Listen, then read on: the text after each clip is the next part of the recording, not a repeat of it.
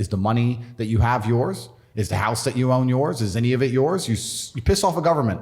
Piss off a government and tell me what's still yours. And you'll soon learn that none of it is yours. You think you own it. That's my money. I worked for it. I paid my taxes on it, so it's mine. No, it's not. So bearing that in mind, are you worried about what you own? Because if it's not yours, they can take it away, and you are speaking out against them. I don't own anything. I've heard you say that a few times. So can you explain that? Can you enlighten that? You own nothing, I don't own anything. I'm just some dude.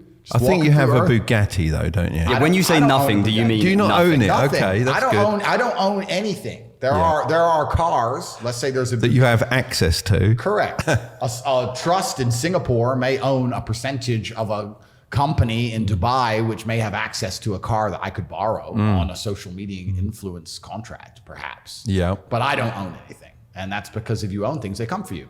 Elon Musk tweeted it the other day. Someone tweeted Elon saying, what is the countdown until they raid Elon Musk's home for releasing the truth about what the FBI is doing with the election interference? And his response was, I don't have a home. You get to a certain level of wealth where you're like, you know what? It's easier just to not have things. I don't have anything. I can rent anything I want. If I want to stay in London for the next 10 years, I can walk into the Dorchester and take the presidential suite at £20,000 a day for the next 20 years. So who cares? I don't need a house. Like you just get beyond that point with money. So there's kind of like this middle ground. When you're broke, you own nothing, and then you start doing well and you own a bunch of stuff, and then you get to the top and you're just trying to get rid of it all and don't want to own anything anymore. Well, E-Man said when we interviewed him, he said he didn't want to be a billionaire. He said as soon as you get to that sort of level, they'll start controlling you and manipulating you. So do you have a similar thought pattern on that? It's very hard to not become a billionaire in the world today, I think, if you're truly influential. I'm already a billionaire if I had to have my net worth measured. That would have been one of my questions. You can answer, no, I'm a billionaire. Yeah, so net worth. What are you bringing into that? Are you bringing in your whole brand as a part of that value? Well, yeah, net worth is subjective, right? So Forbes contacted me to put me on the billionaire list, and they wanted to know everything I owned, and I told them I don't own anything, and they like, okay, well, they want to know my income, and I said, look, I'll declare to you, I'll show you maybe 20 million a month or something, and they said, okay, but the value, obviously, then you value the companies those things come from, right? You can take some of my companies people know about, like The Real World, which was previously Hustlers University. If I have a business that is making $20 million profit a month, and it is an online educational platform, the largest one in the world, and it's a subscription model, and you put an 8 times multiplier on the profit, which most tech companies could achieve, that's an $800 million business. But could you sell that business without you attached to it, though? Well, that's the point. That's a good question. That's a very good question. And I never would sell it anyway, but I know what you're saying. But then it comes into other things like branding and the brand. I'm the most Googled man on the planet.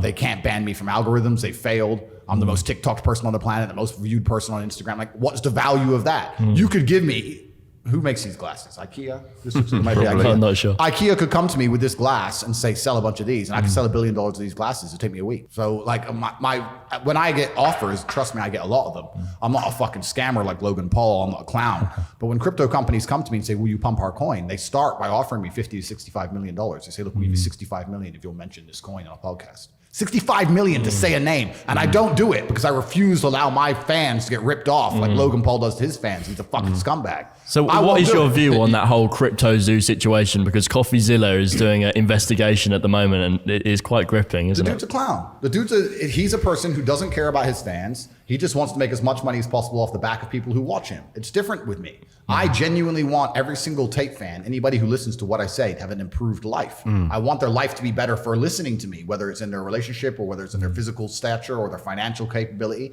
The idea of a 16-year-old spending their last money on a coin because I said so and them losing money would bother me at night. And they will lose it. And they will lose. Of course they'll lose. Crypto is, this is what most people don't even understand about the crypto market. It's player versus player.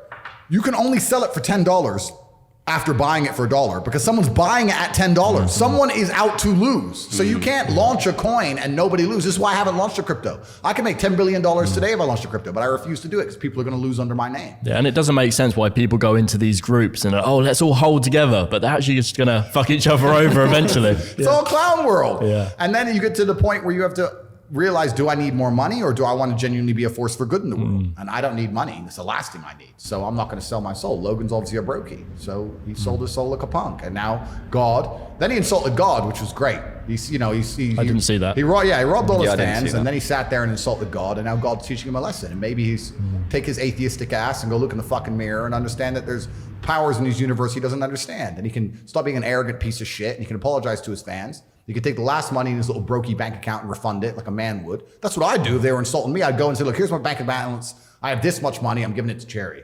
Guy's a fucking punk. He just wants to continue to talk on podcasts and pretend his fans are going to care about him forever. Nobody respects that man any longer from the day he attacked me.